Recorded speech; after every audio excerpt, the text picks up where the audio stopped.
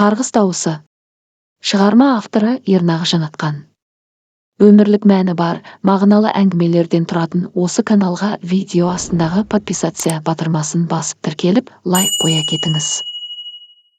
Осы оқиға есіме түскен сайын өзімді кінәлі сезіне беремін. Біздің бала кезімізде істеген қателіктеріміз қылмыс боп санала ма екен?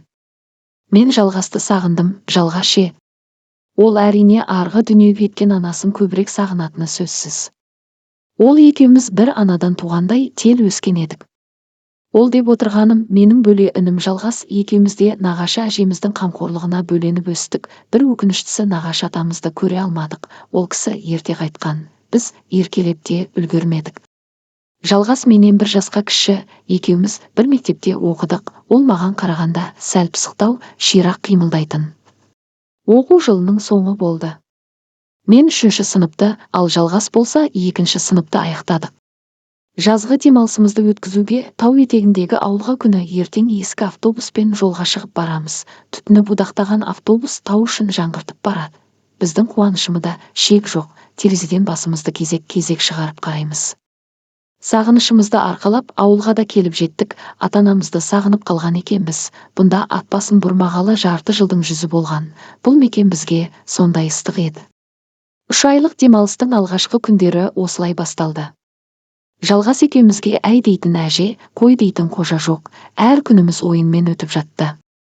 Қалай таңның атып күннің батқанын да байқамай қалатынбыз. Дәл осындай ойын күндермен маусым мен шілдені де шығарып салдық. Тау жақтан таңғы мезгілде және кешқұрым салқын самал есетінді шығарып алды. Біз де өзен жағасына барып ойнауды да қысқартқан болтынбыз. Ауыл ішінде ойынның көрігін қыздырып жүрген күндердің бірінде бізді ауыл ішіндегі жалғыз аяқ күре жол Құрбанжан ағайдың үйінің алдынан бірақ шығарды. Құрбанжан ол біздің әкемізбен жекжат боп араласатын, алыс туыс болып келетін. Біз сол үйдің алдында сәл тынығып көлеңкелеп алуды жөн көргенбіз. Есік алдымен аулашы құлаққа ұрған танадай тып-тыныш қыбыр еткен жан көрінбейді. Бұл үйде бүгін адам жоқ екенін содан кейін барып бірақ аңғардық. Көрші ауылға қыдырып кетсе керек. Содан кейін бізге бұл үйдің ауласындағы әр зат қызық болып көрінді. Тіпті үй ішіне де терезеден мойнымызды созып үңіле түсеміз, не бар екен дегендей. Кенет біздің көзіміз есік алдында ілініп тұрған іркіт пісуге арналған тері сабаға түсті. Іркітін пісіп болған соң жуып шайып кептіруге қойғаны ғой үй иесінің. Бізге бұл таңсық дүние еді. Сыртын айналшықтап бір қарап шықтық та қолымызбен сыртын ұстап көреміз. Жоқ, қызық ештеңе байқамадық. Қызығы ішінде болар дегендей жалғастың жанқалтасынан кішкентай бәкісін алып шығарып тері сабаны тілгілей жөнелдік. Сабаның алба жұлбасы шықты. Жақын маңнан біреулердің сақылдаған күлкісімен қоса дауыстары жарыса шығып жатты. Біз алда артымызға қарамай тапырықтап қаша жөнелдік. Арада бірталай уақыт өткен соң, мен сол әңгімені өзімнің туған анамның аузынан естідім. Қалар деген. Кеше Құрбанжанның үйінде қонақта болдық. Әйелі Гүлнәр зәріне мініп ашудан қалыпқа сыймай отыр. Қонақтан келсе, ілініп тұрған сабасының дал-далы шығып жатқанын айтып, қарғанып сіленіп отыр. Біздің ауылда бұндай жоқ еді. Бұлай істеу қай есерсоқтың ойына келді екен. Қарғыс деген жаман ғой деп әңгімесін аяқтады анам.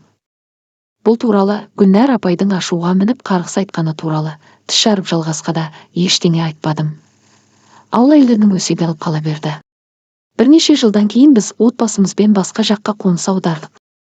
Бұрынғыдай Жалғаспен бірге күнде ойнау деген арманға айналды. Жылына 1-2 рет телефон арқылы тілдесіп біріміздің дауысымызды естігенімізге мәз болатынбыз. Кейінгі жылдары бұл да сирей бастаған болатын. Менің көз алдымда Жалғастың сол бала бейнесі әлі сақтаулы. Еміс есіме түсіп тұрады.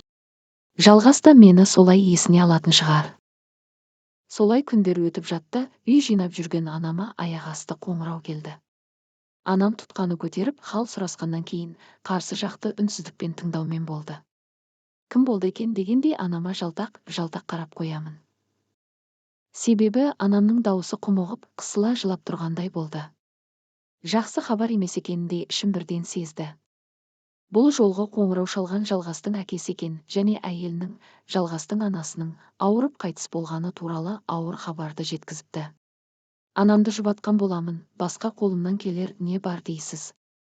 Екі арадағы неше мың шақырымға созылған ұзақ жол жалғастың анасының жерлеу рәсімі мен жетілік асына баруға дес бермеді. Одан бері аттай желіп арада 10 жылға жуық уақыт өтіп кетіпті, құдды бір ертегі сияқты тәтті де сағынышқа толы сол жылдар сағымға айналғалы қашан. Құдай-ау, адамның ойына қайдағы келеді екен ғой, сол жалғастың анасының өмірден өтуін ойнап жүріп, өз басымызға тілеп алған жеп қоямын. Біз сол Гүлнәр апайдың сабасын білдірмеген болсақ, ол кісі де олай қарғамас па еді деймін. Ойнап жүріп от бастық па екен әлде, қарғыс тиді ме, кім білсін. Ол бір Құдайға аян. Кейде бәрін тағдырға жаба салып отыра бергенді жөн көреміз.